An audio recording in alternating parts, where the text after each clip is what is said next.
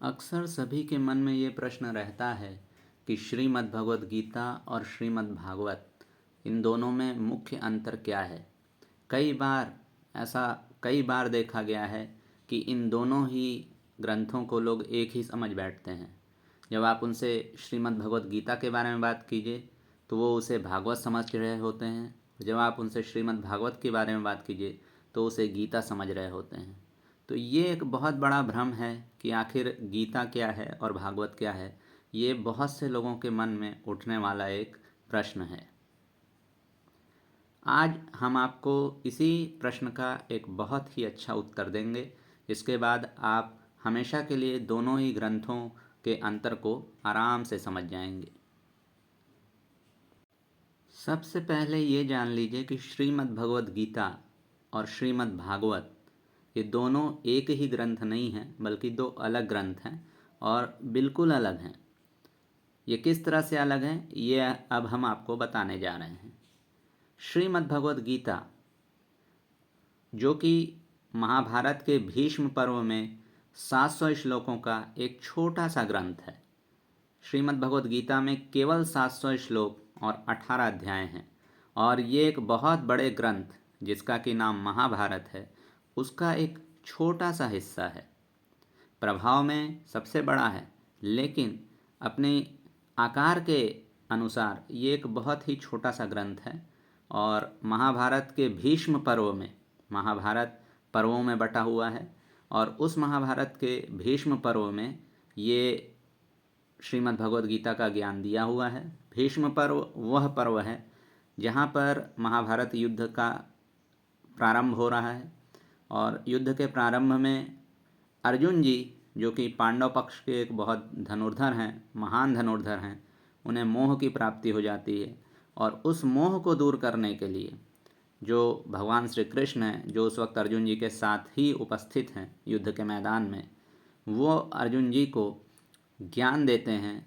ये पूरा आध्यात्मिक ज्ञान है, इसमें किसी तरह की कथा नहीं है। ये आध्यात्म का ज्ञान है, सृष्टि का ज्ञान है, उत्पत्ति और प्रलय का ज्ञान है, भगवान के रूप और ऐश्वर्य के विस्तार का ज्ञान है और मनुष्य के अपने आत्म स्वरूप का ज्ञान है।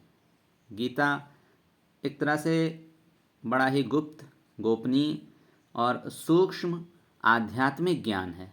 ये कोई कथा, पुराण, प्रवचन जैसा कुछ नहीं है। तो ये गीता का ज्ञान युद्ध के मैदान में भगवान श्री कृष्ण अर्जुन जी को देते हैं। इस ज्ञान को प्राप्त करके अर्जुन जी का मोह दूर हो जाता है और वह युद्ध के लिए तैयार हो जाते हैं।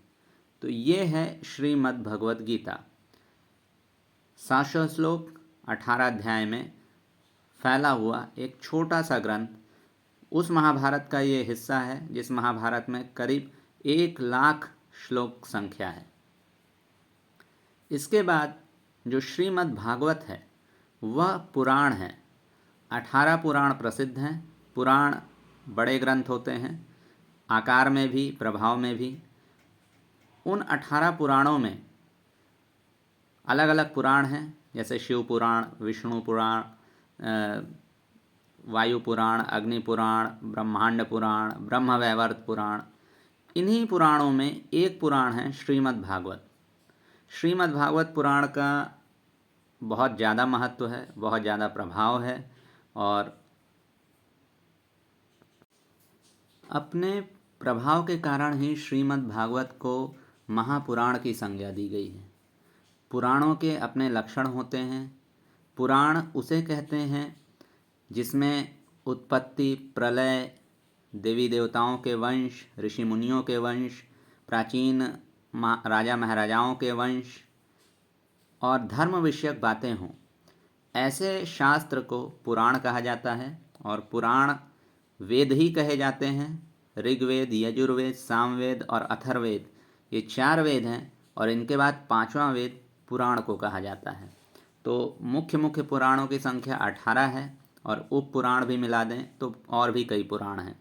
तो ये इन पुराणों में श्रीमद् भागवत महापुराण कहा जाता है क्योंकि इसका बहुत ही ज़्यादा महत्व है। श्रीमद् भागवत में कुल 18,000 श्लोक 335 अध्याय और 12 स्कंद हैं। तो आप समझ सकते हैं कि जहाँ श्रीमद् भगवद गीता में केवल 700 श्लोक हैं, वहीं श्रीमद् भागवत में 18,000 श्लोक हैं। कहाँ 700 श्लोक, कहाँ 18,000 श्लोक।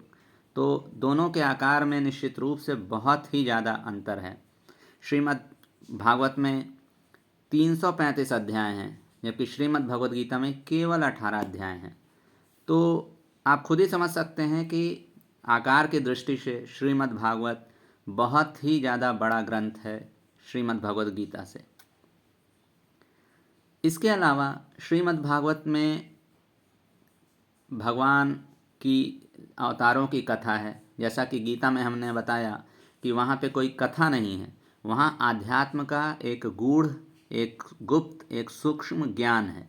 लेकिन भागवत में भगवान की कथाएं हैं, भगवान के मुख्य मुख्य अवतार हैं, जैसे मत्स्य अवतार, नृसिंह अवतार, श्री कृष्ण अवतार, श्री राम अवतार।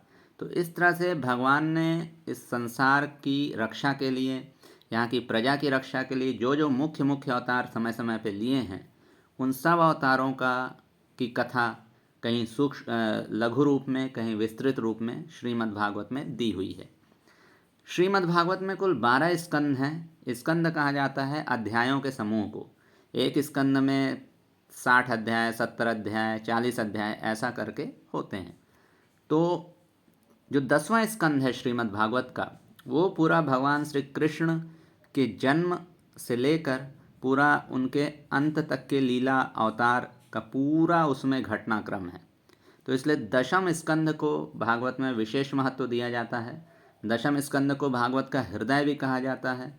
और जो हम जगह जगह सप्ताह के पाठ देखते हैं, कथाकार लोग भागवत की कथा कहते हैं, वो मुख्यतः 10वें स्कंद की ही कथा कहते हैं, क्योंकि वही भगवान श्री कृष्ण का लीला चरित्र है। बाकी पुराणों की तरह ही श्रीमद् भागवत के भी रचनाकार महर्षि वेद व्यास जी हैं। महर्षि वेद व्यास जी खुद भगवान श्री विष्णु जी का एक अवतार ही हैं। और द्वापर युग के अंत में, पहले वेद एक ही था, लेकिन द्वापर युग के अंत में महर्षि वेद व्यास जी ने वेद के 5 विभाग कर दिए। ऋग्वेद, सामवेद, अथर्ववेद और यजुर्वेद के साथ साथ पुराण वेद, यानी ये 5 उन्होंने विभाग कर दिए और अपने 5 शिष्यों को ये पांचों विभाग दे दिए। उन शिष्यों ने अपने शिष्यों को दिए। ऐसे करके गुरु शिष्य परंपरा से ये चीज़ें आगे बढ़ती गईं और इनका बहुत कई शाखाओं में विस्तार भी होता गया। तो इन्हीं महर्षि वेद व्यास जी ने, जिन्होंने ऋग्वेद आदि का बंटवारा किया, वेद का बंटवारा ऋग्वेद आदि में किया, पुराणों में किया, इन्हीं महर्षि वेद व्यास जी ने श्रीमद् भागवत महापुराण की भी रचना की।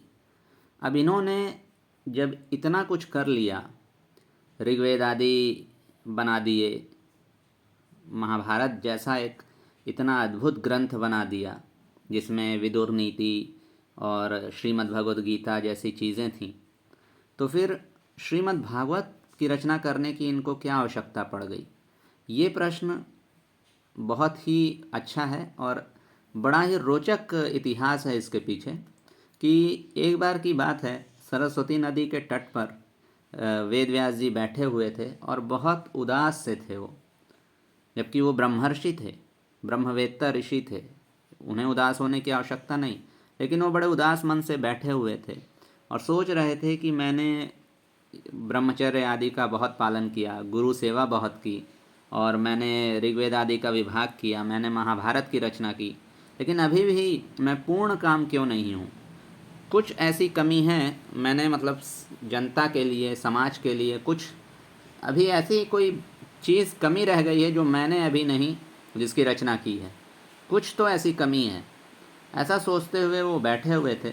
तभी उनके सोचते सोचते ही वहाँ पे देवर्षि नारद जी प्रकट हुए और नारद जी को जब उन्होंने देखा तो उनका स्वागत सत्कार किया।